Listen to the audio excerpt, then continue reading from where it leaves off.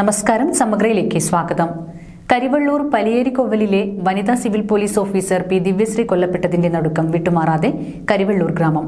നാട്ടുകാർക്ക് ഏറെ പ്രിയപ്പെട്ട ദിവ്യശ്രീയുടെ മരണവാർത്തയറിഞ്ഞ് നിരവധി പേർ പലിയേരിക്കൊവ്വലിലെത്തി. 2 വർഷം മുമ്പാണ് ദിവ്യശ്രീക്ക് ജോലി ലഭിക്കുന്നത്. കോഴുമ്മൽ കോട്ടൂട്ടിലാണ് ഭർത്താവ് രാജേഷിന്റെ വീട്. നേരത്തെ പെയിന്റിംഗ് ഡ്രൈവർ ജോലി ചെയ്തിരുന്ന രാജേഷ് അടുത്ത കാലത്തായി ജോലിക്ക് പോകാറില്ലായിരുന്നു.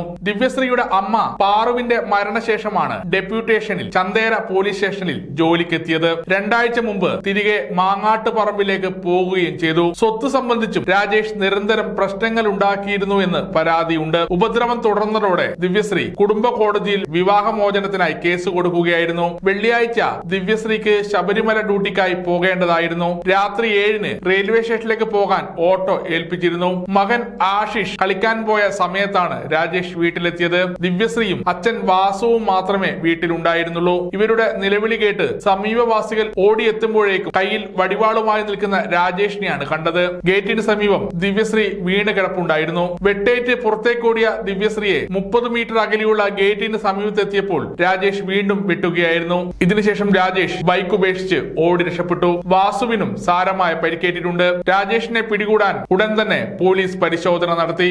ഫോട്ടോ സാമൂഹ്യ മാധ്യമങ്ങളിൽ പ്രചരിപ്പിച്ചു. രാത്രി 8ഓടെ കണ്ണൂർ പുതിയ തെരുവിലെ ബാറിലുണ്ടെന്ന വിവരം ലഭിച്ചതിനെ തുടർന്ന് വളവട്ടണം പോലീസ് കസ്റ്റഡിയിലെടുക്കുകയായിരുന്നു. നാട്ടുകാർ ദിവ്യശ്രീയെ പയ്യന്നൂരിലെ ആശുപത്രിയിൽ എത്തിച്ചെങ്കിലും രക്ഷിക്കാനായില്ല. 2 ആഴ്ച മുമ്പ് വരെ ദിവ്യശ്രീ ചന്തേര പോലീസ് സ്റ്റേഷനിൽ ഡെപ്യൂട്ടേഷനിൽ ജോലി ചെയ്തിരുന്നു. Kannur rural SP Anuj Paliwal, additional SP MB Vinod Kumar എന്നിവർ സംഭവ സ്ഥലം സന്ദർശിച്ചു. സമഗ്ര ന്യൂസ്, കണ്ണൂർ.